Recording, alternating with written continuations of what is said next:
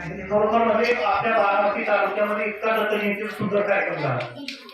याचं श्रेय जे लक्षात घ्या, सर्वांनी काय वाढवा, याचं श्रेय जे तुमच्या लक्षात घेता म्हणतो की तुम्ही मनोभावी या ठिकाणी दत्त महाराजांची सेवा करता. वाटत ते जे देवाला करता सहकार्य करता खूप वाटत काम कोणत्याही प्रकारची तर तुम्ही या ठिकाणी काय करता काम करता.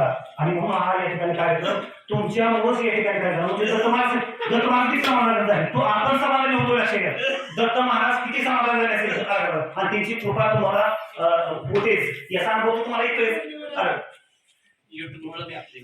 आणि हो आता इथं सर साहेब आपण येतो त्याचा साकार करू आपण खरोखर येतात.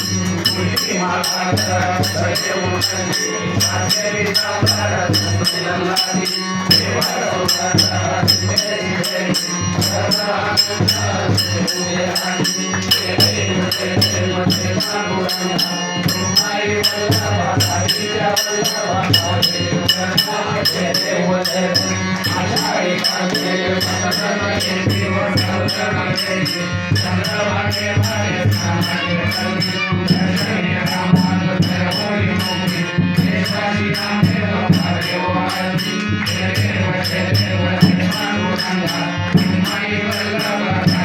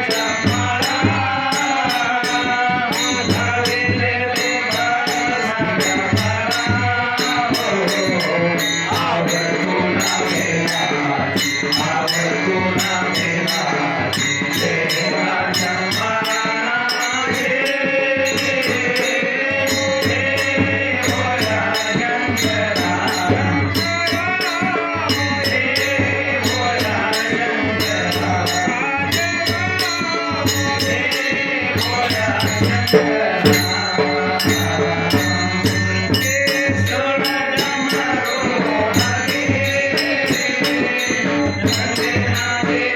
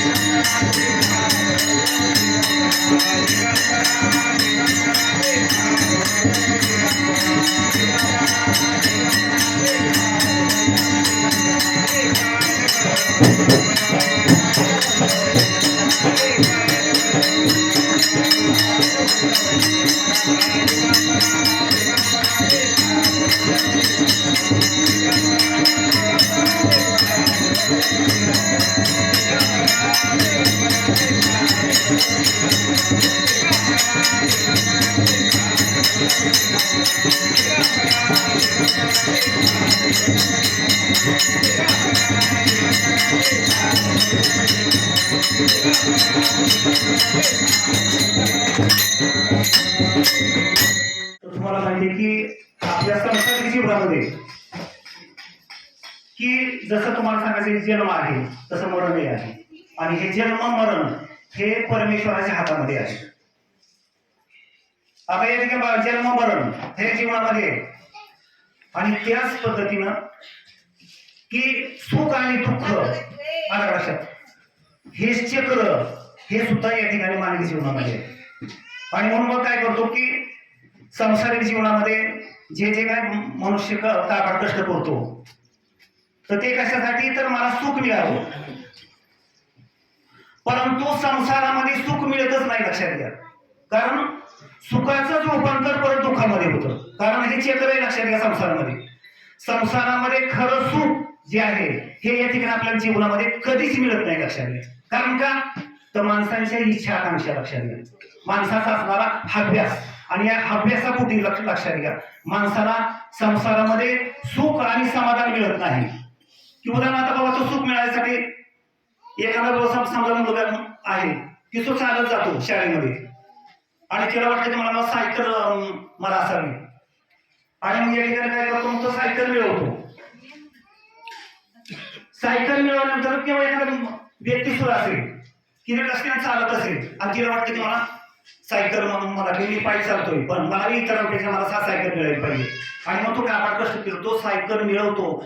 सायकल मिळवल्यानंतर आणल्यानंतर पेढे बिडे वाटतो. तुम्हाला सांगायचंय 4-2 दिवस पुसतो विसतो ऐका ना त्या सायकल इतकं जपतो, परंतु जसजसं या ठिकाणी 5-6 दिवस होतात त्यामुळे त्याचं पुसणं सुद्धा राहतं सायकल की जायचं की मग काय करायचं त्या सायकलीवर काय करायचं बसायचं.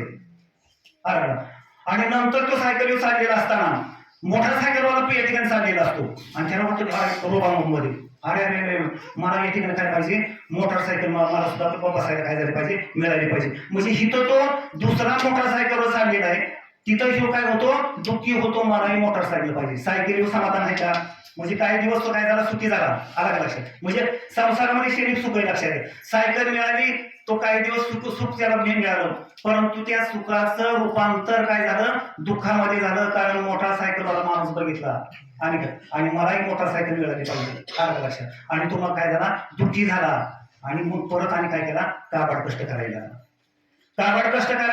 लागल्यानंतर आता त्याने काय केली मग मोटरसायकल आणली पुजली बिजली पेढे बिडे वाटले आला का लक्षात.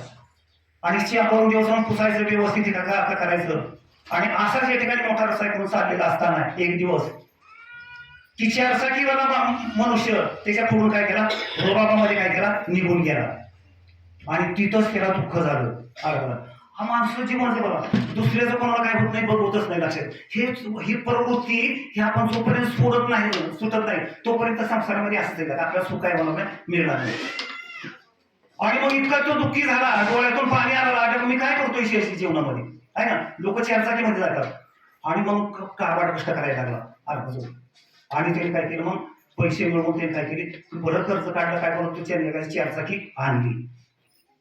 चारचाकी आणल्यानंतर मग रोबामध्ये सगळी शेजारी पाजारची सगळी बोलवले रोबामध्ये, म्हणजे गर्व अहंकारच माणसाला लगेच निर्माण होतो लक्षात घे. आणि नंतर आणल्यानंतर मग पूजा बिजा केली, सगळ्या पेढे बिडे वाटले आणि मग ती चारचाकी तो शिकला. आणि मग या ठिकाणी चारचाकीमध्ये तो जायचा याचा. आणि एक दिवस चारचाकीमध्ये साधलेला असताना त्याला आकाशामध्ये विमान दिसलं. अरे आणि बरीच माणसं ते विमानामध्ये साधलेली.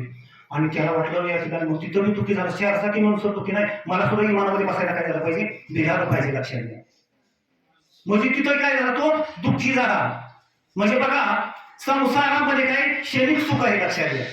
कारण मनुष्य हा काय नाही, समाधान नाही. एक एकर घेतला आहे का नाही, त्या दुसरी चार एकर, मग मला अजून मला काय करायचं, एकर घ्यायचं. एकर घेतला परत नाही ना, माझी 2 एकर झाली, मला आणि एकर मला करायचं. समाधान आहे का मनुष्य, संसारामध्ये समाधान नाही. आणि म्हणून या ठिकाणी समाधान नसल्यामुळं सुखाचं रूपांतर दुःखामध्ये होतं. म्हणजे या ठिकाणी सुख जे ते सुख या ठिकाणी मनुष्य तो समाधानी करणार नाही, तर आपल्या इच्छा आकांक्षा आणि यामध्ये एकही माणूस असा नाही की आपल्याला दिसणार नाही. मग यासाठी काय करायचं आपल्याला, म्हणजे खरं सुख म्हणतात क्षणिक सुख आहे लक्षात घ्या. म्हणजे सुख आलं की काही विषयानं आपल्याला दुःख मिळतं, आलं का लक्षात. म्हणजे अशा प्रकारे म्हणून तुम्हाला सांगायचं की साधू संत ऋषी मुनी तुकाराम महाराज सुद्धा लक्षात घ्या, संसार करत होता, परंतु असा इतका दुःखाचा डोंगर होता. आणि त्या दुःखाच्या डोंगरात त्याला आता वाटलं की या ठिकाणी काय नाही, मला त्या परमेश्वराकडे तिकडे गेलं पाहिजे, त्या पांडुरंगाकडे, त्याला या ठिकाणी मला तो भेटला पाहिजे. आणि तो मला भेटल्याशिवाय मला सुख आणि काय होणार नाही. खरं सुख या ठिकाणी याला म्हणतो, आपण म्हणतो आत्मिक सुख लक्षात घ्या. बरोबर, म्हणजे कायमचा आपण सुखी होतो लक्षात ठेवा. आणि म्हणून तुम्ही इथं येता लक्षात घ्या पौर्णिमेला, कशासाठी, तर मी कायमचं सुखी झालं पाहिजे लक्षात घ्या. मला संसारामध्ये आलं का लक्षात. म्हणजे थोडक्यात काय की आपल्या संसारामध्ये आपण इकडं कशासाठी येतो, की या सुख दुःखाच्या पलीकडे आपल्याला जायचंय. आलं का लक्षात. सुख दुःखाच्या आपल्याला पलीकडे जाताना पाहिजे लक्षात ठेवा. आणि म्हणून या ठिकाणी आत्मिक म्हणजे खरं सुख जे हे सुख दुःखाच्या पलीकडे सुख आहे लक्षात घ्या. संसारामध्ये काय आहे की संसारामध्ये सुख आहे दुःख आहे, म्हणजे कायमचं सुखी होत नाही. आणि दुःख सुखापेक्षा दुःखच या ठिकाणी संसारामध्ये जास्त काय झालेले भरलेले आहे, कारण आपल्याला असलेला अभ्यास. आणि मग या सुख दुःखाच्या बाहेर तुम्ही आला पाहिजे, संसारातून बाहेर येऊन अशा प्रकारे जर आपण या ठिकाणी परमेश्वराचं नामस्मरण चिंतन जर आपण केलं, आणि जर या ठिकाणी त्या दत्त महाराजांची या ठिकाणी प्राप्ती जशी मला लक्षात घेऊन मी काय सुख आहे लक्षात घ्या. मी बोला मला सुख आणि दुःख आम्हाला काय होतं, आम्ही काय करतो, सुख आणि दुःख आम्हाला सारखंच लक्षात घ्या. आहे का. तुकाराम महाराज काय सोनं काय आणि माती काय आम्हाला सारखीच आहे लक्षात घ्या. आणि म्हणून साधू संत ऋषी मुनी आला सर पैसे दुकानामध्ये किती जण 2000 पासून आता तोळा किती गेलाय 1.5 लाखावर गेलाय, तरी माणूस गर्दी समाधान आहे का. तुम्ही किती तोळं घेतलं, एवढं तोळं तुम्ही इतकं महाग झालंय तरी तुम्ही समाधान नाही, कारण त्याचं 10 तोळे मग माझं 15 झालं पाहिजे. बघा ना सुख आहे का बघा. म्हणजे सोन्यामध्ये सुद्धा सुख आहे का, आहे. संसारामधल्या प्रत्येक गोष्टीमध्ये सुख नाही लक्षात घ्या. आणि म्हणून आम्ही बघा लक्षात घ्या, आम्ही तर कसं आहे, आम्हाला सोनं नको ना नको. मी तुम्हाला कुठे गेला का, तुम्हाला कुठं दिसलं सोनं घालायला दिसलं का, अजिबात नाही. सोनं मला नको तरी आला का लक्षात. कारण सोन्यामध्ये सुख समाधान नाही. सुख आम्ही काय शोधायचं काम केलं, सोनं नाही लक्षात घ्या. आमचं हे आम्हाला रुद्राक्षाची माळ लक्षात घ्या. आला का ती बारकरी बघा की ती तुळशीची माळ रुद्राक्षाची माळ ही कशासाठी, तर त्या परमेश्वरावर असलेली निष्ठेचं प्रतीक आहे लक्षात घ्या. आला लक्षात. तोच माझं काही सर्व ती पत्नी जी डोरला गायमध्ये घालते कशासाठी, तो पती हाच माझा परमेश्वर आहे आणि म्हणून त्याची सेवा करते लक्षात घ्या. तसं या ठिकाणी लक्षात ठेवा, इकडं आलं पाहिजे तुम्ही आनंदी भावानं अशा प्रकारे सेवा केली पाहिजे. आणि ही सेवा केली तर या ठिकाणी जसं तुकाराम महाराज लक्षात घ्या, संसारातून या ठिकाणी बाजूला होऊन त्या भंडारच्या डोंगरावर तिथं जाऊन परमेश्वराचं नामस्मरण चिंतन केलं त्या पांडुरंगाचं आणि पांडुरंगाची भेट झाली. आत्मसाक्षात्कार तुका म्हणे ते भारी विठ्ठले क्रामपोत खरं केले ते आलं लक्षात. माझा देह माझं हे संपूर्ण शरीर काय झालं विठ्ठलमय झालं लक्षात घ्या. आपल्यामध्येच आहे आलं लक्षात. त्याचं दर्शन काय झालं तुकाराम महाराजांचं झालं. आणि हे झाल्यानंतर तुकाराम महाराज काय झाले कायमचे सुखी झाले. याला म्हणायचं आत्मसाक्षात्कार. तिथे खरं सुख आहे. सर्व सुखाचा आगर उभा असे पिठेवर आठ विता पाहिजे त्याचे मग तुला भय कैसे काय या वाचा म्हणे भाव जणी म्हणे धावा आला कसं सर्व सुखाचा आगर आहे. आणि म्हणून जे सुख जे आत्मिक सुख जे आत्मिक समाधान तुम्हाला जे पाहिजे संसारामध्ये तर इथं तुम्हाला काय करावं लागेल. इथं पौर्णिमेला दर पौर्णिमेला आलं पाहिजे. सकाळ संध्याकाळ दत्त महाराजांचं नामस्मरण चिंतन तुम्ही केलं पाहिजे. आणि नामस्मरण चिंतन केल्यानंतर एक ना एक दिवस दत्त भेटल्याशिवाय राहणार नाही. मला जसा दत्त भेटला लक्षात घ्या. मला जसा आत्मसाक्षात्कार बऱ्याच वेळा मला होतो. दत्त महाराज माझ्या मागे पुढे असतात तसं या ठिकाणी आमच्यातले काही तुम्ही भक्त आहात की तुमच्या पाठीमागे सुद्धा या ठिकाणी दत्त महाराज असले दिसतात. काहींनी या ठिकाणी प्राप्ती करण्याचं काम केलं हे मला समाधान आहे लक्षात घ्या. लाखो या ठिकाणी माणसं या ठिकाणी काय झाली मार्गाला लागली. कशामुळे अनेक प्रश्न अनेक समस्या सोडवण्याचं काम काय केलं दत्त महाराज करत दिसतात. आता काय जण म्हणतात बघा मला काय मिळतं अरे तू प्रत्येकाला विचार प्रत्येक इथे येणारा बघता विषय त्याला काय दिलंय आला लक्षात. तुम्ही इथं या प्रत्येक माणसाची संकट जे आला लक्षात ज्या अडचणी सोडवण्याचं या ठिकाणी काय करतात काम करतात. प्रत्येक दुःखाविषयी आपण इथे येतच नाही. आल्यानंतर अगोदर अडचणी तुमच्या सोडवण्याचं तर तुम्हाला काम करते कारण अडचणी तुमच्या सोडवल्या तर इथं माणसं येऊ तुम्ही या. परंतु त्याच्या पलीकडे तुम्ही कुठं जात आहे आला कसं. मला हे मिळालं मला ते मिळालं त्याच्या सुख नाही परत ते नाही मला देतात परंतु सुखातून परत दुःख आलं लक्षात. आणखी तुम्हाला काय केलं अपेक्षा इथे आम्ही घेऊन यायची त्या दुःखातून. म्हणून तुम्ही काय केलं पाहिजे की बाबा याच्या पलीकडे मी हे मागतोय ते मागतोय मला परंतु मला मागायचंच नाही. मला याच्या पलीकडे मला कायमचं सुखी व्हायचंय. मला दत्त महाराजांची प्राप्ती करायची. मला या ठिकाणी जन्म मरणाच्या फेऱ्यातून तुम्हाला काय करायचंय यावर सुटायचंय. मला माझा उद्धार करून घ्यायचा आहे. आणि म्हणून या जन्मामध्ये आपल्याला आपला उद्धार करून घेता येतो. आणि म्हणून यासाठी काय केलं पाहिजे दिगंबरा दिगंबरा श्रीपाद वल्लभ दिगंबरा याचं नामस्मरण सकाळ संध्याकाळ चिंतन केलं पाहिजे. की तो दत्त महाराजांनी आपल्याला अभंग दिला लक्षात घ्या. ते तुम्हाला सर्वांना माहिती युट्यूब मध्ये सुद्धा आहे. सकाळ संध्याकाळ लावा त्याचं चिंतन हे नामस्मरण तुम्ही काय करा निश्चितच या ठिकाणी अशा प्रकारे आपल्याला आता उत्तर तुम्हाला तुमचे प्रश्न सुटतात लक्षात घ्या सर्वांचे. कोणाची अडचण आहे दत्त महाराज येतात तुम्हाला आहे कुणी तुम्हाला या ठिकाणी सांगतो माझं हे झालं ते झालं परंतु त्याच्या पलीकडे जे आहे आपण कायमचं सुखी झालं पाहिजे. आणि ते काय ते सुख जे ते कुठे दत्त महाराजांकडे आहे. दत्त महाराजांची जोपर्यंत आपल्याला प्राप्ती होत नाही तोपर्यंत या ठिकाणी आपल्याला खरं सुख आणि समाधान जीवनामध्ये मिळणार नाही. म्हणून आत्मिक सुखासाठी या ठिकाणी अशा प्रकारे दर पौर्णिमेला अन्नदानामध्ये या ठिकाणी आपण नंबर लावला पाहिजे. इथं नामस्मरण चिंतन केलं पाहिजे. प्रत्येक एक पौर्णिमा आहे काय काय आमची आपण बघताय की त्याची एकही पौर्णिमा 21 वर्ष झालं एकही पौर्णिमा काय झाली चुकली नाही खरा निष्ठामध्ये. आणि अशा 21 पौर्णिमा चुकल्या ते प्राप्ती जाईल त्याला या ठिकाणी काय झाली त्या दत्त महाराजांची प्राप्ती झाली. इथं परमेश्वर सुद्धा आपली परीक्षा बघतो भक्तीची लक्षात त्यामध्ये उत्तर पाहिजे. म्हणून आपल्याकडे असलेले विकार काढून अशा भागाने नामस्मरण चिंतन केलं तर एक दिवस दत्त महाराज तुम्हाला दत्त महाराज त्याला गुरु लागतो तो म्हणताय ऐका नाही दत्त महाराज एक गुरुच आहे. आणि तुम्हाला तिथून बी नाही की तुम्हाला की असे कितीतरी साधू संत आहे की गुरु आहे ते तुम्हाला दत्त महाराज काय करेल तुमच्यापर्यंत ते बी भेटतील आणि तसेही तुमचा उद्धार होईल तसेही तुम्हाला प्राप्ती होईल. दत्त महाराज प्रत्यक्ष गुरु होतील. म्हणजे कोणत्या ना कोणत्या भक्ती केली तर तुम्हाला जीवनामध्ये गुरु भेटेल. आणि गुरु या ठिकाणी तुम्हाला काय करेल दत्त महाराजांच्या जवळ या ठिकाणी काय करेल पोहोचवण्याचं काम करेल लक्षात घ्या. आणि या ठिकाणी आपण काय होऊ कायमचं सुख येऊ आणि कायमचं सुख आपल्याला मिळणं म्हणजेच हा मोक्ष लक्षात घ्या. म्हणजेच या ठिकाणी दत्त महाराजांच्या घरी जागा. आणि म्हणून मला एवढं तुम्हाला सांगायचं की आपल्याला दत्त महाराजांच्या घरी जागा मिळाली पाहिजे. तिथं आपल्याला जायचंय 84 ते सुटायचंय.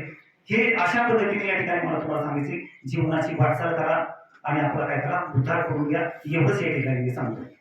आजचे जे या ठिकाणी अन्नदान जे केलेले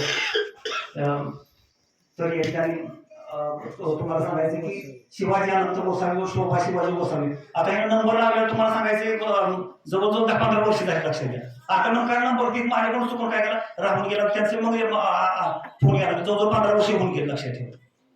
आणि एकदा तशीच झाल्यानंतर त्यांना काय म्हणलं नंबर देतो खरोखरच म्हणलं की आलं का लक्षात की जीवनाची वाटचाल करताना या ठिकाणी पोटाची इतपर करून खुरपान करून काय काम करून पण मला इथे काय केलं, मला अन्नदान करायचंय. आलं का अशी ती मागणी लक्षात ठेवा. आलं का लक्षात, यातून अन्नदान केलेलं आहे. आणि दत्त महाराज किती अवघड जीवन करणार तुम्ही विचार करणार. आज या ठिकाणी त्यांच्या सोन्याचा दिवस आहे त्यांच्या जीवनामध्ये लक्षात घ्या. आणि निश्चितच या ठिकाणी दत्त महाराज त्या कुटुंबावर त्याची कृपा केल्याशिवाय राहणार नाही, एवढंच या ठिकाणी सांगतो. आणि त्याचा सत्कार करा. एक तुम्ही माझा बस तुम्ही घ्या करून सत्कार करा. ते शिवाजीनंतर अनंत गोसावी आणि शोभा शिवाजी गोसावी यांचा सत्कार माधवी सांगायला लागलंच नाही पाहिजे करावा या सूचना विनंती करतो. त्याचप्रमाणे या पौर्णिमेच्या निमित्तानं आपण सर्वजण नामस्मरणात जरा दंग होतो. क्षणिकभर आपण आपल्याला विसरतो आणि प्रपंचात हीच आहे. अध्यात्म म्हणजे काय असेल तर आपण क्षणभर विसरलं पाहिजे. आपल्याला आपण विसरलो ना तरच त्याला आपला अध्यात्म तुम्हाला कळतो. आणि आपला जो गर्व होतो ना नेहमी तो विसरणं महत्वाचं आहे. आणि म्हणूनच ही आपल्याला